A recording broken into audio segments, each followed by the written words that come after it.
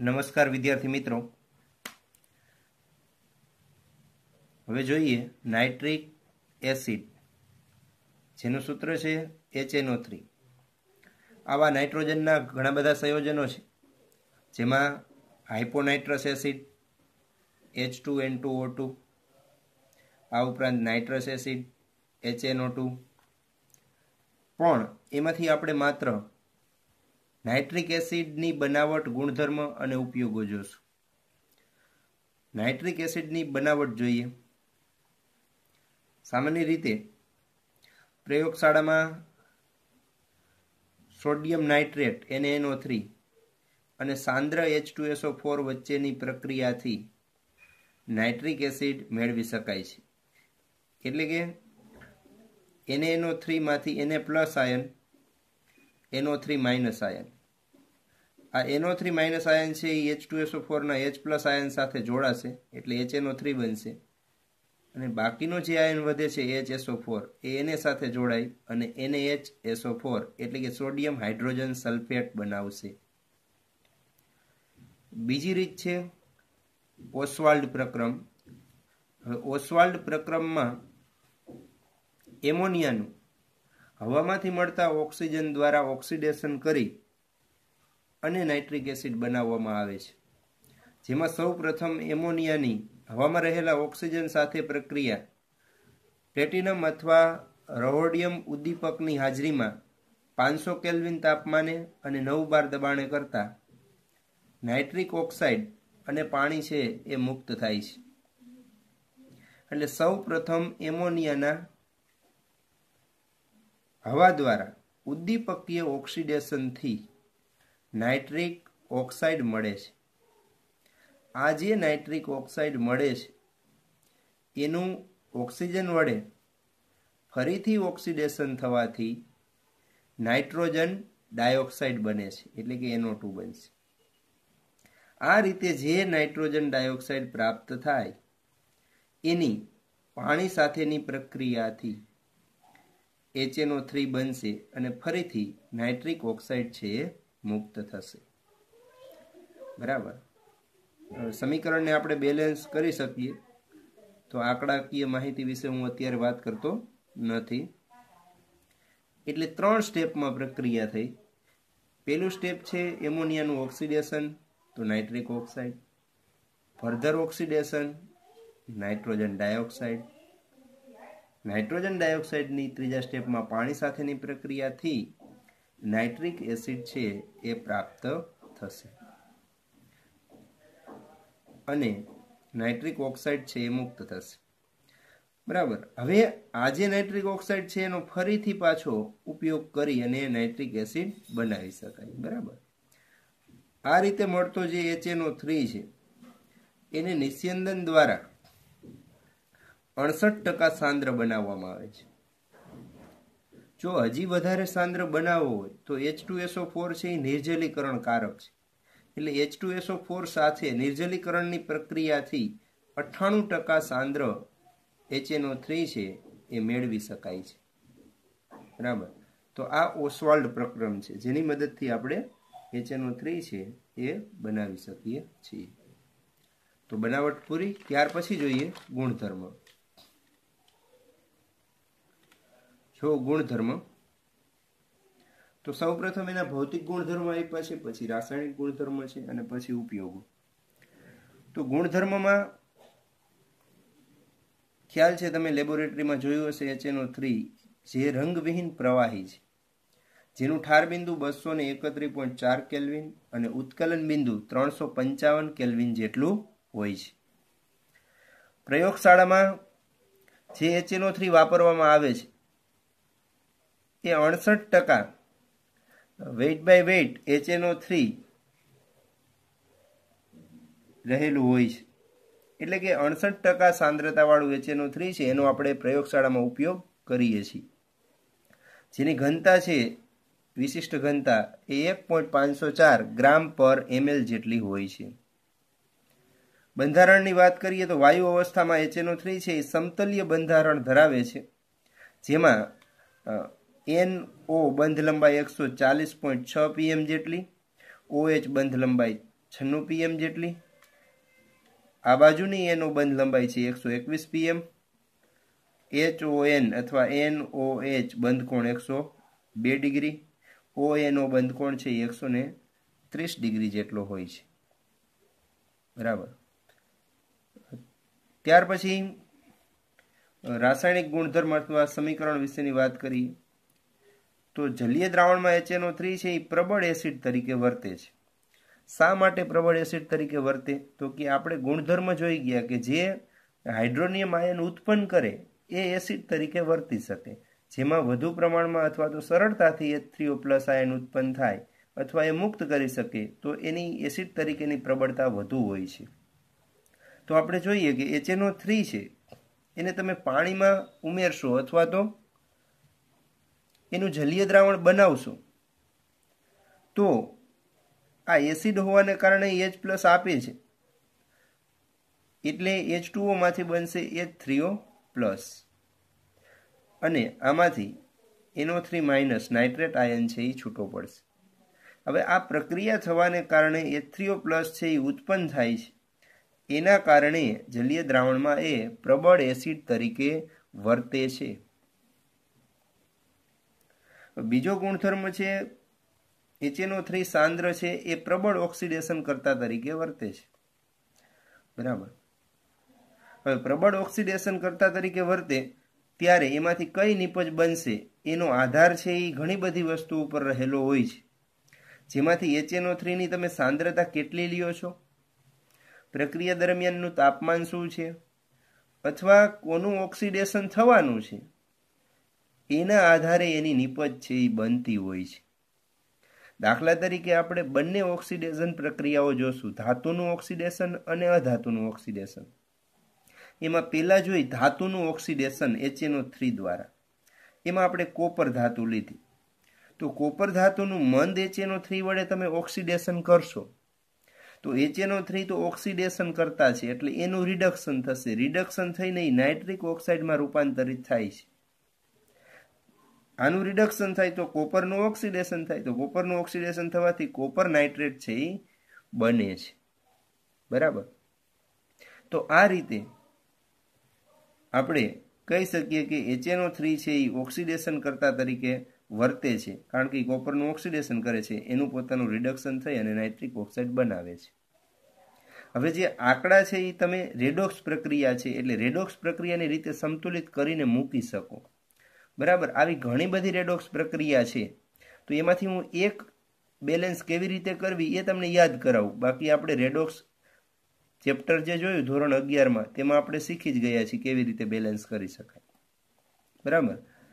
અથવા બીજો option A છે તમારી પાસે, જો રેડોક્સ પ્રમાણે તમારે બેલેન્સ ન કરવી હોય પ્રક્રિયાને તો આ જે અંક છે આગળના એ તમારે યાદ રાખવા પડશે.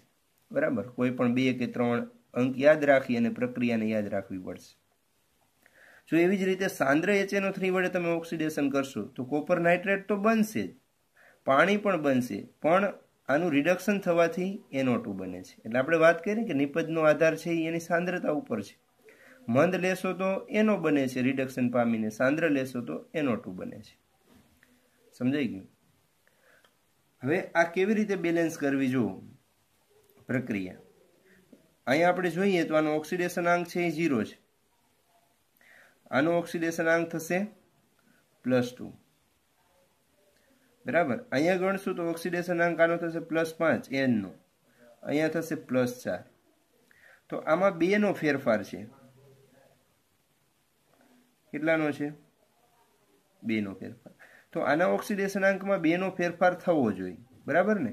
ફેરફાર આપણે સરખો કરવો જોઈએ. તો આમાં 1 નો જ ફેરફાર છે, આમાં 2 નો ફેરફાર છે. તો 1 ના ફેરફારને મારે કેટલા વડે ગુણવા પડે? 2 વડે.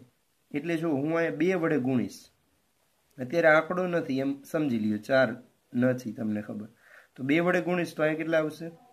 2. તો સામે 2 વડે ગુણું ત્યાં કેટલા આવે? 2. સમજાણું?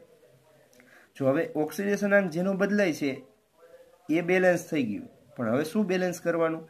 પ્રેક્ષક આયન બેલેન્સ કરવાના. જો પ્રેક્ષક આયન કેટલા છે? NO3 છે એ પ્રેક્ષક આયન છે. NO3 કેટલા છે? 2. તો મારે આ બાજુ 2 NO3 વધારાના લેવા પડે, સામેની સાઈડ છે એટલે. બરાબર. સમજાઈ ગયું? હાલો એ થઈ ગયું. હવે કોણ? H પ્લસ ને O. તો H પ્લસ એસિડિક માધ્યમમાં આપણે ગણીએ તો પેલા આપણે પાણીને બેલેન્સ કરશું, પાણીથી બેલેન્સ કરશું સમીકરણ, પછી H પ્લસ થી, બરાબર. તો ઓક્સિજન ગણી લઈએ, કેટલા થયા? 3 દુ 6,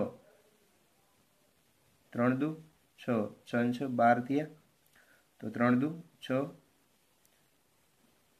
4 10, બરાબર 10 થયા. તો કેટલા ઘટે છે? 6 અને 4 10, 2 ઘટે. તો 2 ઘટે એટલે અહીંયા 2H2O આવશે, બરાબર. 2H2 આવે તો હવે હાઇડ્રોજન કેટલા ઘટે જોઈ લ્યો. આ બાજુ હાઇડ્રોજન થયા 4, આ બાજુ 2 જ છે, તો મારે 2H પ્લસ મૂકવા પડશે, એટલે અહીં હું મૂકીશ 2H પ્લસ. પણ આ 2H પ્લસ ને 2NO3 માઇનસ, એટલે આ શું થઈ ગયું? 2HNO3 બની ગયું. એટલે 2HNO3 તો હતું જ, બીજું 2HNO3, એટલે અહીંયા બગડાને બદલે હું ડાયરેક્ટ શું લખી નાખું? 4 લખી નાખું. તો આની લખવાની જરૂર નથી. તો સમીકરણ થઈ ગયું બેલેન્સ. તો આ પ્રમાણે જો રેડોક્સ રીતે તમે બેલેન્સ કરીને વિચારો તો તમારે આંકડા ગોખવાનો પડે. હા, પણ એટલું તો તમને ખબર જ હોવી જોઈએ કે કોપરનું ઓક્સિડેશન થવાથી કોપર નાઇટ્રેટ બનશે અને HNO3 નું રિડક્શન થવાથી NO2 બનશે. આ નિપજ અને પ્રક્રિયક વિશેની તો ખબર હોવી જ જોઈએ, બરાબર. પ્રેક્ષક આયન છે એ તો ઓટોમેટિક બેલેન્સ થઈ જશે, આંકડા પણ ઓટોમેટિક બેલેન્સ થઈ જશે. સમજાઈ ગયું? તો આ રીતે ઉપરનું સમીકરણ પણ તમે બેલેન્સ કરી શકો. ચાલો, ત્યાર પછી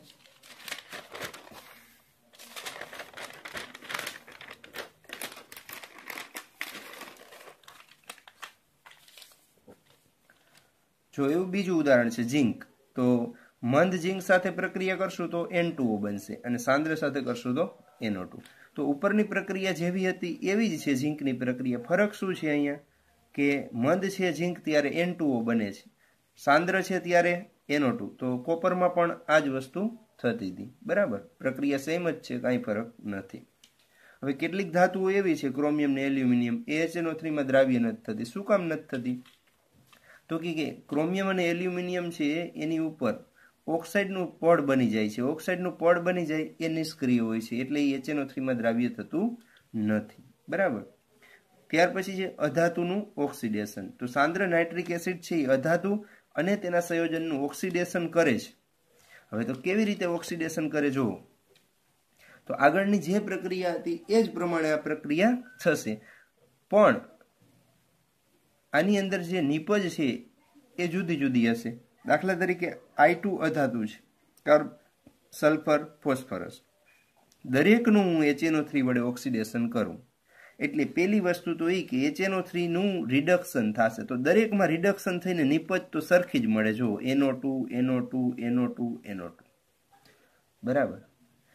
આનું રિડક્શન થયું તો આ બધી અધાતુનું ઓક્સિડેશન થાય. તો એ આપણે યાદ રાખવું પડે કે I2 નું ઓક્સિડેશન થવાથી શું મળ્યું? Hydroiodic acid HiO3.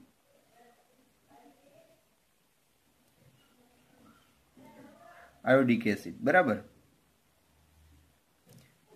ત્યાર પછી કાર્બનનું ઓક્સિડેશન થવાથી શું બન્યું? ડાયોક્સાઇડ. સલ્ફરનું સલ્ફ્યુરિક એસિડ. ફોસ્ફરસનું ફોસ્ફોરિક એસિડ. તો આટલી વસ્તુ તો કોમન જ છે. ઓક્સિડેશન થી બધી નિપજો આપણે યાદ રહી ગઈ. તો આના રિડક્શન થી બધી નિપજો એક જ છે. ત્રીજી નિપજ કઈ છે? દરેકમાં જુઓ H2O H2O અને H2O. તો બહુ યાદ રાખવાનું નથી. હવે જે યાદ રાખવાનું છે એને શું છે? અંક છે. એ અંક કેવી રીતે તમે મેળવશો? રેડોક્સની રીતે બેલેન્સ કરીને મેળવશો તો સરળતાથી એ અંક પણ મળી જશે. ઓકે, ત્યાર પછી છે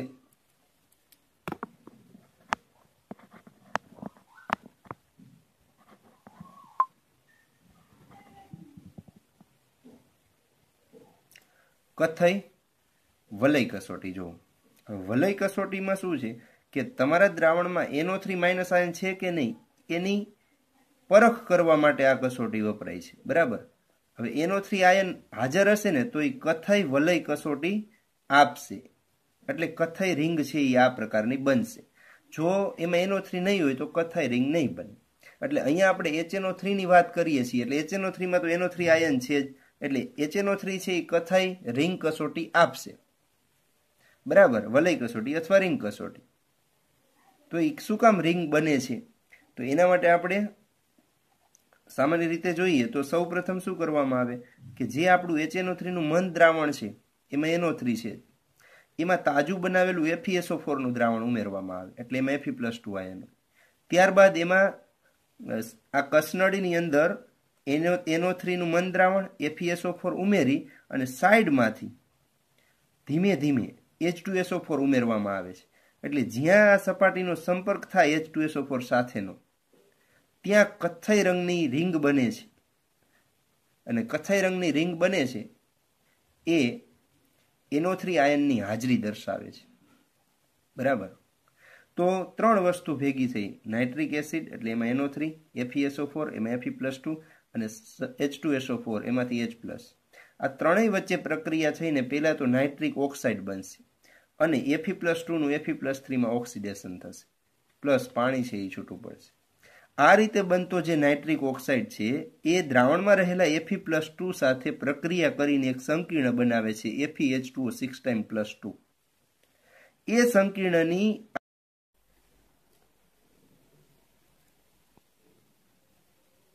આ કસોટીમાં નાઇટ્રેટ આયનની Fe+2 આયન સાથેની પ્રક્રિયા એસિડિક માધ્યમમાં થતા નાઇટ્રેટનું રિડક્શન થવાથી નાઇટ્રિક ઓક્સાઇડ બને છે અને Fe+2 આયનનું ઓક્સિડેશન થવાથી Fe+3 આયન બને છે. આ પ્રક્રિયાથી પ્રાપ્ત થતા FeH2O 6 + 2 સંકીર્ણની પ્રથમ પ્રક્રિયા દરમિયાન ઉત્પન્ન થયેલા નાઇટ્રિક ઓક્સાઇડ સાથેની પ્રક્રિયાથી FeH2O 5 NO + 2 કથ્થઈ રંગનો સંકીર્ણ બને છે, જેના કારણે આપને બે સ્તર જ્યાં ભેગા થાય છે ત્યાં કથ્થાઈ રંગની વીંટી અથવા તો કડી જોવા મળે છે. તેથી આ કસોટીને કથ્થાઈ વલય કસોટી તરીકે ઓળખવામાં આવે છે, અથવા તો તેને વીંટી કસોટી તરીકે પણ ઓળખી શકાય. આ કસોટી છે એ મોટા ભાગે પ્રયોગશાળામાં NO3- આયનની પરખ. જો NO3- આયન છે એ હાજર હશે તો આ કસોટીમાં કથ્થઈ રંગની કડી બનશે. જો દ્રાવણમાં NO3- આયન હાજર નહીં હોય તો કથ્થઈ રંગની કડી બનતી નથી. બરાબર. સામાન્ય રીતે પ્રક્રિયા કરવા માટે શું કરીએ છીએ આપણે તો કે પ્રયોગશાળામાં NO3- આયન ધરાવતું દ્રાવણ ટેસ્ટ ટ્યુબની અંદર લઈએ છીએ. ત્યાર પછી એમાં તાજું બનાવેલું FeSO4 નું દ્રાવણ ઉમેરવામાં આવે છે અને ત્યાર પછી જો અહીંયા એરાથી દર્શાવેલું છે કે H2SO4 છે એ ધીમે ધીમે સાઈડમાંથી કસનળીની દિવાલને સ્પર્શે એ રીતે ધીમે ધીમે ઉમેરવામાં આવે છે, જેથી H2SO4 દ્રાવણ સાથે સંપર્કમાં આવશે ત્યાં કથ્થાઈ રંગની કડી બને છે. બરાબર. એટલે કથ્થાઈ રંગની કડી છે એ FeH2O 5 NO + 2 સંકીર્ણને કારણે બનતી હોય છે. બરાબર. સમજાઈ ગયું? તો આ વીંટી કસોટીની વાત હતી. ત્યાર પછી છે HNO3 ના ઉપયોગો. તો ઘણા બધા ઉપયોગો છે. એમાંથી અગત્યના ઉપયોગોની વાત કરેલી છે કે ખાતરો બનાવવા માટે એમોનિયમ નાઇટ્રેટની જરૂર હોય છે તો એ HNO3 માંથી બનાવવામાં આવે છે. ત્યાર પછી વિસ્ફોટકો તથા પાયરોટેકનિક્સમાં ઉપયોગી થતા અન્ય નાઇટ્રેટ સંયોજનો છે એના ઉત્પાદનમાં ઉપયોગી છે. આ સિવાય નાઇટ્રોગ્લિસરીન, ટ્રાઇનાઇટ્રોટોલ્યુઇન અને અન્ય કાર્બનિક નાઇટ્રો સંયોજનો બનાવવામાં ઉપયોગી છે. ધાતુઓના નિક્ષારણમાં અને રોકેટ બળતણમાં ઓક્સિડેશન કરતા તરીકે ઉપયોગી છે. બરાબર. આ સિવાય સ્ટેનલેસ સ્ટીલના ઉત્પાદનમાં પણ એ અગત્યનો ભાગ ભજવે છે. તો આ બધા ઉપયોગો છે જે આપણે વાંચીને યાદ જ રાખવા પડશે, એનો કોઈ અન્ય વિકલ્પ છે નહીં. બરાબર. ત્યાર પછી જોઈએ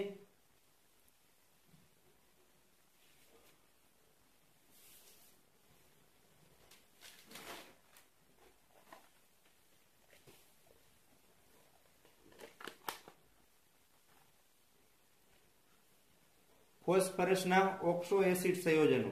જોવો જોઈએ. હવે ફોસ્ફરસના ઓક્સો એસિડ સંયોજનો છે, એમાં આપણે એના ઓક્સો એસિડ સંયોજનોના બંધારણ, દરેકમાં ફોસ્ફરસનો ઓક્સિડેશન આંક અને એના નામ, આ સિવાય રિડક્શન કરતા અને બેઝિકતા વિશેની આપણે જોવાની છે. બરાબર, તો ક્રમશઃ જોતા જઈએ. ફોસ્ફરસના જે ઓક્સો એસિડ હશે એમાં એક પી ડબલ બોન્ડ ઓ બંધ અને એક પીઓએચ બંધ ફરજિયાત હશે. આ સિવાય જેમાં પી ની ઓક્સિડેશન આંક +5 કરતા ઓછો હશે તેમાં પી અને પી વચ્ચેનો બંધ હશે અથવા પી અને એચ વચ્ચેનો બંધ હશે. બે માંથી એક બંધ હશે જ.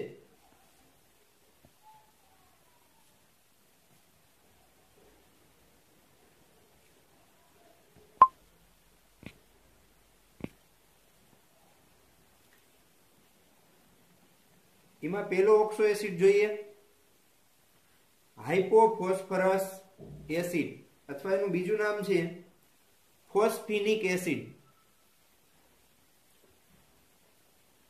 હાઇપોફોસ્ફરસ એસિડ નું સૂત્ર થશે H3PO2. એનો ઓક્સિડેશન આંક P નો ગણીએ તો H નો થશે +3, આનો -4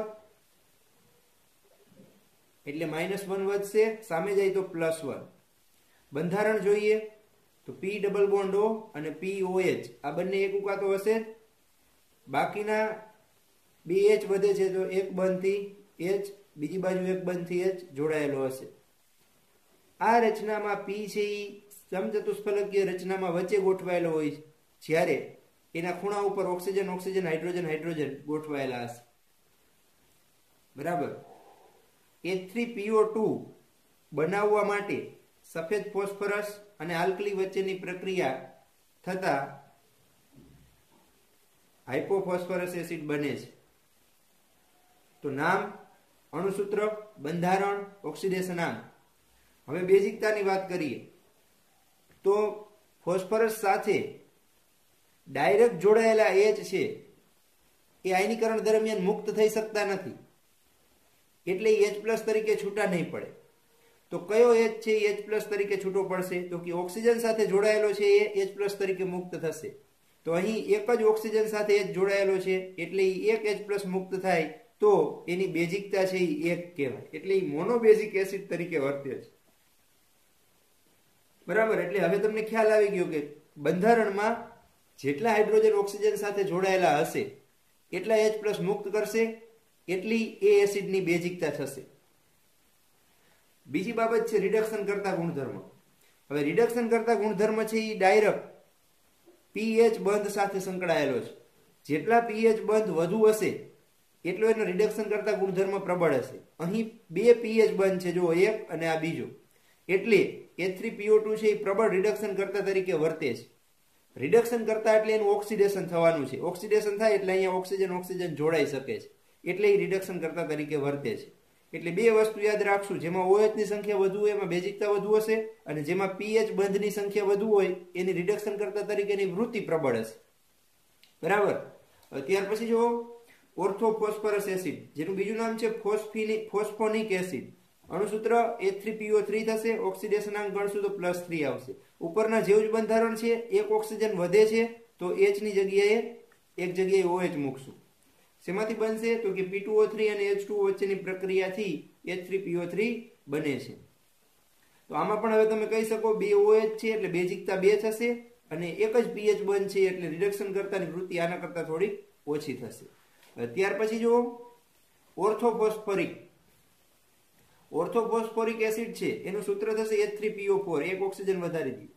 તો બંધારણમાં પણ એક ઓક્સિજન વધારશું એટલે H ની બાજુમાં O આવશે. બરાબર. તો અહીંયા 3 OH છે, બેઝિકતા 3 થશે. ઓક્સિડેશન આંક ગણશું તો P નો 5 આવશે. આમાં જો એક પણ pH બંધ નથી તો એ રિડક્શન કરતા તરીકે વર્તી શકતો નથી. સમજાઈ ગયું? શેમાંથી બનશે? તો કે P4O10 અને પાણી વચ્ચેની પ્રક્રિયાથી H3PO4 બને છે. બરાબર. ત્યાર પછી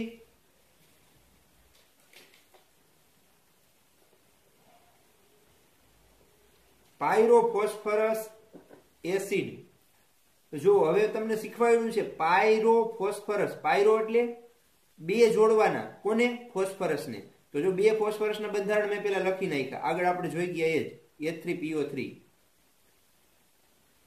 બરાબર હવે એ જોડીને શું કરવાનું આ બાજુથી H ને આ બાજુથી OH કાઢી નાખો અને ઓક્સિજન થી જોડી દો જોડાઈ ગયું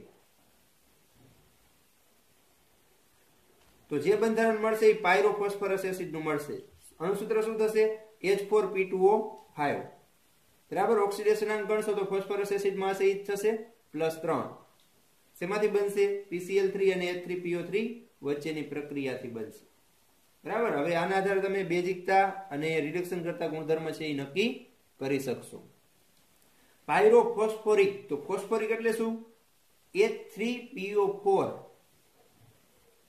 તો H3PO4 નું બંધારણ લખી આ એક બંધારણ આ બીજું બંધારણ અહીંયાથી H ને OH કાઢીને ઓક્સિજન થી જોડી દો બરાબર એટલે આ H3PO4 ને ડબલ કરીને વચ્ચેથી પાણીના અણુ કાઢી નાખવાનું એટલે ડબલ કરશો એટલે શું થશે H6P2O8 એમાંથી પાણી દૂર કરો જોઈએ H4P2O7 તો થઈ ગયું પાયરોફોસ્ફોરિક એસિડ નું સૂત્ર એનું ઓક્સિડેશન અંક +5 શેમાંથી મળશે ફોસ્ફોરિક એસિડ ને ગરમ કરવાથી પાયરોફોસ્ફોરિક એસિડ મળશે ગરમ કરશો એટલે પાણીનો અણુ છે એ દૂર થઈ જશે આમાં PCl3 સાથે ગરમ કરશો એટલે એમાંથી પાણીનો અણુ દૂર થઈ જશે તો આ બે બંધારણ છે ફોસ્ફરસ એસિડ અને ફોસ્ફોરિક એસિડ ઉપરથી તમે જોડી અને બનાવી શકશો પછી છે મેટાફોસ્ફોરિક તો હવે એ પાયરો જેવું જ છે જો મેટાફોસ્ફોરિકમાં શું છે ફોસ્ફોરિક એસિડના અનેક અણુ જોડવાના છે અને વચ્ચેથી પાણીના અણુ કાઢી નાખવાના બરાબર તો બંધારણ સામાન્ય બંધારણ થશે HPO3n ટાઈમ્સ ઓક્સિડેશન અંક ઉપરના જેટલો જ રહેશે કેવી રીતે બનશે H3PO3 અને Br2 સાથેની પ્રક્રિયા બંધ નળીમાં થશે એટલે એમાં મેટાફોસ્ફોરિક એસિડ બનશે પૂરું પછી છે હાઇપોફોસ્ફોરિક એસિડ જો હાઇપોફોસ્ફોરિક એસિડ નું બંધારણ છે એ શેના આધારે યાદ રાખશું ફોસ્ફોરિક પાયરોફોસ્ફોરિક ને આધારે યાદ રાખશું હાઇપોમાં શું કરવાનું વચ્ચેનું ઓક્સિજન છે આ એ કાઢી નાખવાનું બરાબર એટલે થઈ જશે હાઇપોફોસ્ફોરિક સૂત્ર શું થશે H4P2O6 એક ઓક્સિજન ઓછો થઈ જશે એટલે ઓક્સિડેશન અંક થશે +4 શેમાંથી બનશે લાલ ફોસ્ફરસ અને આલ્કલી વચ્ચેની પ્રક્રિયાથી બને છે બરાબર પછી એક બંધારણ આપ્યું છે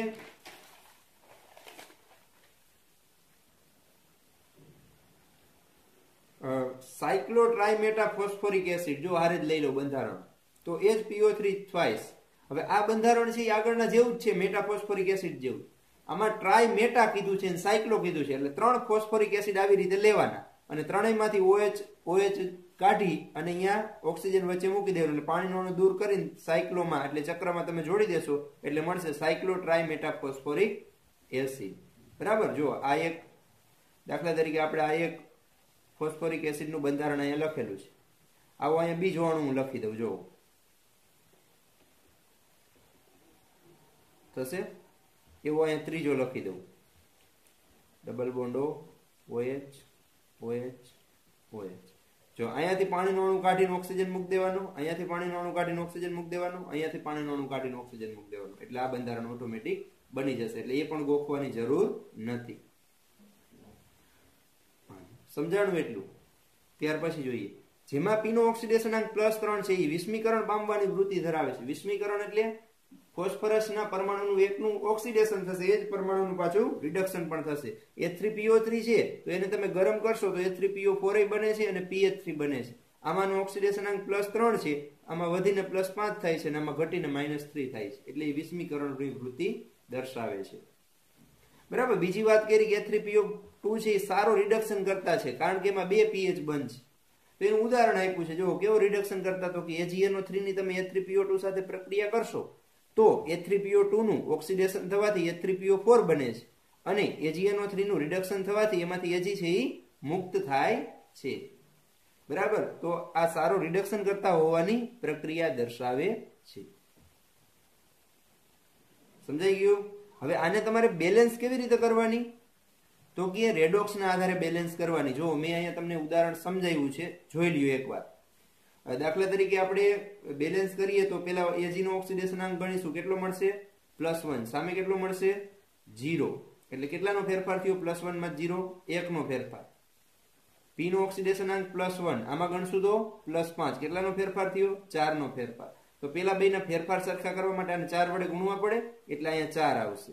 4 વડે ગુણી નાખ્યા એટલે આ બે વસ્તુ બેલેન્સ થઈ ગઈ. જો A3PO4 Ag, આ બાજુ AgNO3 અને H3PO2. હવે પ્રેક્ષક આયનમાં NO3 આયન છે, કેટલા છે વધારાના? 4 છે. તો મેં આ બાજુ 4 NO3 આયન મૂકી દીધા. હવે એસિડિક માધ્યમમાં ઓક્સિજન પેલા ગણી લઈએ. આ બાજુ કેટલા ઓક્સિજન છે વધારાના? 2. આ બાજુ 2 જ છે. આ પાણીના અણુ પ્રમાણે મૂકશું, બરાબર? આ બાજુ કેટલા છે? 4. NO3 ને નહીં ગણી તો બંનેમાં. આ બાજુ 4 છે, આ બાજુ 2. તો આ બાજુ 2 ઘટે એટલે અહીંયા 2H2O મૂકવા પડે. હવે હાઇડ્રોજન કેટલા? તો કે 4.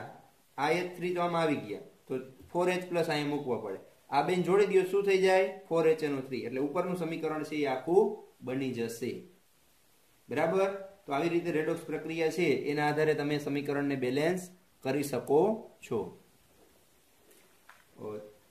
સમજાઈ ગયું? તો ફોસ્ફરસના ઓક્સો એસિડ છે એની વાત અહીંયા પૂરી થઈ. ત્યાર પછી હવે સમૂહ નંબર 16. જો સમૂહ 15 માં જેટલું આપણે સિલેબસમાં હતું એટલું આપણે જોયું. હવે સમૂહ નંબર 16. હવે 16 જો જેને ચાલ્કોજન તરીકે ઓળખવામાં આવે છે એ એટલા માટે પિત્તળ માટે ગ્રીક ભાષાના શબ્દ પરથી તથા એસ અને તેના સમવંશીઓના કોપર સાથેના જોડાણથી આ શબ્દ આવેલો છે. કોપર ખનિજમાં ઓક્સિજન, સલ્ફર અથવા અન્ય તત્વો છે હાજર હોય છે, બરાબર? તો સમૂહ 16 ના તત્વોની વાત કરીએ તો oxygen, sulphur, selenium, tellurium, polonium અને લિવરમોરિયમ, જેના પરમાણુ ક્રમાંક 8, 16, 34, 52, 84 અને 292 છે. 116 છે. આ 292 છે એ લિવરમોરિયમનો પરમાણુવીય ભાર છે, બરાબર? તો આ તત્વોની વાત થઈ. એના પ્રાપ્તિ સ્થાન આપણા સિલેબસમાં નથી, પણ છતાંય થોડીક વાત એની કરી લઈએ, બરાબર? જો આના પરમાણુ ક્રમાંક કેવી રીતે યાદ રાખશું? તો કે 18 માના તમને યાદ છે, એમાંથી 2 ઓછા કરી નાખો એટલે 16 માના પરમાણુ ક્રમાંક મળી જશે, બરાબર? ત્યાર પછી છે ઓક્સિજનના પ્રાપ્તિ સ્થાન. તો પૃથ્વીના પોપડામાં 46.6% અને હવામાં લગભગ 20.946% જેટલું પ્રમાણ દર્શાવે છે. એ આપને ખ્યાલ જ છે, હવામાં 21% જેટલું ઓક્સિજન છે, એટલે આ લગભગ 21% થયો. સલ્ફર છે એ પૃથ્વીના પોપડામાં 0.03 થી 0.1% જેટલું પ્રમાણ દર્શાવે. આ સિવાય એ બીજી ખનિજોમાંથી મળી આવે. કઈ ખનિજ છે? જો CSO4 × 2H2O, MgSO4 7H2O, BSO4, PbS, ZnS અને CuFeS2. આ બધી ખનિજોમાંથી સલ્ફર છે એ મળી આવે છે. સેલેનિયમ અને ટેલુરિયમ છે એ ધાતુના સેલેનાઇડ અને ટેલેરાઇડ સંયોજનો તરીકે મળી આવે છે. પોલોનિયમ છે એ રેડિયો સક્રિય છે, જે થોરિયમ અને યુરેનિયમના છયન દરમિયાન મળતી નિપજ છે. લિવરમોરિયમ છે એ પણ રેડિયો સક્રિય છે, માત્ર 1 નેનોસેકન્ડનો નાનો ભાગ છે એ એનો અર્ધાયુષ્ય છે, એટલે એને મેળવવો ખૂબ જ મુશ્કેલ છે. કૃત્રિમ રીતે એ મેળવી શકાય છે, બરાબર? તો આ લિવરમોરિયમની વાત તો આપણે કરશું જ નહીં, કારણ કે એનો હાલ પૂરતો અભ્યાસ છે એ ચાલુ હોવાને કારણે આપણા પાઠ્યપુસ્તકમાં એનો કોઈ ગુણધર્મ કે એના કોઈ પ્રક્રિયાનો સમાવેશ થયેલો નથી. ચાલો, ત્યાર પછી જોઈએ ઇલેક્ટ્રોન રચના. તો ઇલેક્ટ્રોન રચના બધાની જેમ કોમન છે એમ જ આની છે. ઓક્સિજન માટે જોઈએ તો પરમાણુ ક્રમાંક 16. તો helium core complete 2s2 2p4. Sulphur માટે નિયોન કોર કમ્પ્લીટ એટલે 10 પૂરા 3s2 3p4. સેલેનિયમ માટે argon core complete 3d10 4s2 4p4. Tellurium માટે krypton core complete 4d10 5s2 5p4. Polonium માટે xenon core complete 4f14 5d10 6s2 6p4. Livermorium માટે radon core complete 5f14 6d10 7s2 અને 7p4.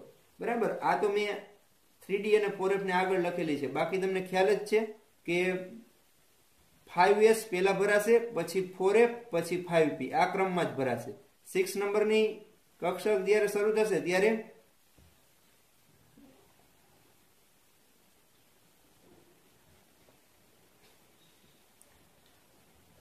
D આવશે. 5s 4d અને 5p. 6 નંબરની જ્યારે શરૂ થશે ત્યારે પહેલા 6s, પછી 4f, પછી 5d, પછી 6p ભરાશે. 7 માં પહેલા 7s, પછી 5f, પછી 6d અને પછી 7p ભરાય છે। આ ક્રમમાં ઇલેક્ટ્રોન છે એ ક્રમશઃ ભરાતા હોય છે। પણ આ એટલા માટે મેં લખેલી છે કે બાહ્યતમ કક્ષાની તમે રચના જોશો તો બધાની કેવી દેખાશે તમને? NH2np4 જેવી રચના જોવા મળે છે। હવે ઇલેક્ટ્રોન રચનાની વાત કરી તો સામાન્ય ઇલેક્ટ્રોન રચના આપણે જોયું NH2np4 છે। NH2np4 એટલે તો કે એમાં અષ્ટક પૂર્ણ કરવા માટે 2 ઇલેક્ટ્રોનની ઘટ છે, જેમાં S કક્ષક પૂર્ણ છે અને P કક્ષકમાં 3 કક્ષકોમાંથી એક પૂર્ણ છે અને 2 છે એ અર્ધપૂર્ણ છે। ત્યાર પછીનો મુદ્દો છે પરમાણુય ત્રિજ્યા અને આયનીય ત્રિજ્યા। હવે પરમાણુય અને આયનીય ત્રિજ્યા છે એની આપણે વાત કરી તો ઓક્સિજન, સલ્ફર અને સેલેનિયમ એમાં ઓક્સિજનનું કદ છે એ ઘણું નાનું છે, એટલે એની ત્રિજ્યા છે એ જેટલી હોવી જોઈએ એના કરતાં પણ નાની જોવા મળે એ અપવાદ છે। સામાન્ય રીતે તો આપણે જોયું કે કોઈ પણ સમૂહમાં તમે ઉપરથી નીચે તરફ જશો એમ પરમાણુ ક્રમાંક વધવાની સાથે બાહ્યતમ કક્ષા પણ વધતી જાય છે। બાહ્યતમ કક્ષા વધવાથી બાહ્યતમ કક્ષાના ઇલેક્ટ્રોનનું કેન્દ્રથી અંતર વધે છે અને અંતર વધવાથી ક્રમશઃ ત્રિજ્યા વધે છે। એટલે ત્રિજ્યા વધે જ છે ઉપરથી નીચે તરફ જતા। એમાં ઓક્સિજનની ત્રિજ્યા નાની જ હોવી જોઈએ, પણ જેટલી નાની હોવી જોઈએ એના કરતાં પણ નાની છે, એટલે ઓક્સિજનનું કદ વધારે નાનું છે, જે એક અપવાદ તરીકે વર્તે છે। બરાબર। પછી બીજી બાબત છે આયનીકરણ એન્થાલ્પી। હવે આયનીકરણ એન્થાલ્પી એટલે આપણે ખ્યાલ છે કે ઇલેક્ટ્રોનને દૂર કરવા માટે આપવી પડતી ઉર્જા। હવે જેમ આકર્ષણ ઓછું હોય એમ આપવી પડતી ઉર્જા ઓછી હોય।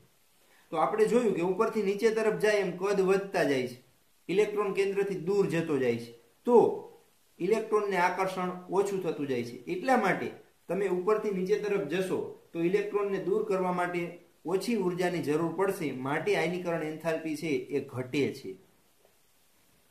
બરાબર। હવે આવર્તમાં જોઈએ તો આવર્તમાં આપણે કહી શકીએ 15 કરતા 16, 16 કરતા 17 માં આયનીકરણ એન્થાલ્પી ક્રમશઃ વધારે હોય। બરાબર। એટલે 15 કરતા 16 ની આયનીકરણ એન્થાલ્પી હંમેશા વધારે જ હોવી જોઈએ, પણ 15 માં સમૂહના તત્વોની આયનીકરણ એન્થાલ્પીના મૂલ્ય તેને અનુવર્તી 16 ના તત્વોના આયનીકરણ એન્થાલ્પીના મૂલ્ય કરતા વધારે છે। જો 15 માં ના વધારે છે, શું કામ એમ છે? તો કે 15 માની રચના છે NH2np3 છે, નાની NH2np4। આ અર્ધપૂર્ણ રચના છે, સ્થાયી રચના છે, એટલે આમાંથી ઇલેક્ટ્રોન દૂર કરવા વધારે ઉર્જાની જરૂર પડશે, જ્યારે આમાં એના કરતા ઓછી ઉર્જાની જરૂર પડે છે। સમજાઈ ગયું? ત્યાર પછી છે ઇલેક્ટ્રોન પ્રાપ્તિ એન્થાલ્પી। હવે પ્રાપ્તિ એન્થાલ્પી એટલે ઇલેક્ટ્રોન મેળવીને ઋણાયન બનવાની વૃત્તિ। એટલે જ્યારે ઋણાયન બને ત્યારે ઉર્જામાં થતો ફેરફાર ઇલેક્ટ્રોન પ્રાપ્તિ એન્થાલ્પી કહેવાય। તો કોણ સરળતાથી ઋણાયન બને? તો કે જેનું કદ નાનું હોય, આકર્ષણ વધુ હોય એ। તો નીચે જાવ એમ કદ વધતા જાય છે, તો આપણે એમ કહી શકીએ કે ઉપરથી નીચે તરફ જતા ઇલેક્ટ્રોન પ્રાપ્તિ એન્થાલ્પીના ઋણ મૂલ્ય ક્રમશઃ ઘટે છે। ઉપરનાનું સૌથી વધારે ઋણ મૂલ્ય હોવું જોઈએ, કારણ કે એનું કદ નાનું છે, આકર્ષણ વધારે છે, એટલે સરળતાથી ઋણાયન બનાવે છે। બરાબર। હવે પ્રશ્ન એ કે આમાં પણ એક અપવાદ છે, ઓક્સિજન અને સલ્ફર। શું અપવાદ છે? તો કે ઓક્સિજનનું ઋણ મૂલ્ય વધારે હોવું જોઈએ પણ ઓછું છે, સલ્ફરનું વધારે છે। તો એવું કેમ? તો કે ઓક્સિજનમાં ઇલેક્ટ્રોન દાખલ થાય ને ત્યારે એ બીજી કક્ષામાં દાખલ થાય છે, સલ્ફરમાં દાખલ થાય ને ત્યારે એ ત્રીજી કક્ષામાં દાખલ થાય છે। હવે બીજી કક્ષા જો નાની હશે ને ત્રીજી છે એ મોટી હશે। હવે નાની કક્ષામાં દાખલ થાય તો ઇલેક્ટ્રોનનું અપાકર્ષણ વધી જાય છે, એટલે સરળતાથી એમાં ઇલેક્ટ્રોન દાખલ થતો નથી, એટલે એનું ઋણ મૂલ્ય છે એ થોડુંક ઓછું હશે। જ્યારે આમાં સરળતાથી ઇલેક્ટ્રોન દાખલ થાય છે, કારણ કે એમાં અપાકર્ષણ હોતું નથી, એટલે એનું ઇલેક્ટ્રોન પ્રાપ્તિ એન્થાલ્પીનું મૂલ્ય છે એ ઓક્સિજન કરતાં વધારે ઋણ હશે। એટલે આપણે કહી શકીએ કે ઓક્સિજન કરતાં સલ્ફરમાં ઇલેક્ટ્રોન પ્રાપ્તિ એન્થાલ્પીનું ઋણ મૂલ્ય વધુ જોવા મળે છે, બાકી ક્રમશઃ નીચે જાવ એમ ઋણ મૂલ્ય ઘટશે। પછી છે વિદ્યુત ઋણતા। વિદ્યુત ઋણતા એટલે સહસંયોજક બંધના ઇલેક્ટ્રોનને પોતાની તરફ આકર્ષવાની વૃત્તિ। હવે કોણ વધારે આકર્ષે? તો કે જેમાં આકર્ષણ વધુ હોય એમ। કોણ સામાન્ય રીતે શેમાં વધુ આકર્ષણ હોય? તો કે કદ નાનું હોય એમાં, કેન્દ્રથી ઇલેક્ટ્રોન નજીક હોય એમાં। બરાબર। તો જેમ જેમ ઉપરથી નીચે જાય એમ કદ તો વધે છે, તો આકર્ષણ છે એ ક્રમશઃ ઘટશે, એટલે વિદ્યુત ઋણતા છે એ ક્રમશઃ ઘટે છે। વિદ્યુત ઋણતાના ઘટાડા સાથે ધાત્વીય ગુણ છે એ વધે છે અને અધાત્વીય ગુણ છે એ ઘટે છે। બરાબર। તો અહીંયા આપણે પરમાણુય ત્રિજ્યા, આયનીકરણ ત્રિજ્યા, આયનીકરણ એન્થાલ્પી, ઇલેક્ટ્રોન પ્રાપ્તિ એન્થાલ્પી અને વિદ્યુત ઋણતા વિશે ચર્ચા કરી। ત્યાર પછી છે એના ભૌતિક ગુણધર્મ જે છે એ આપણે આના પછીના લેક્ચરમાં જોશું. ઓકે, સમજાઈ ગયું?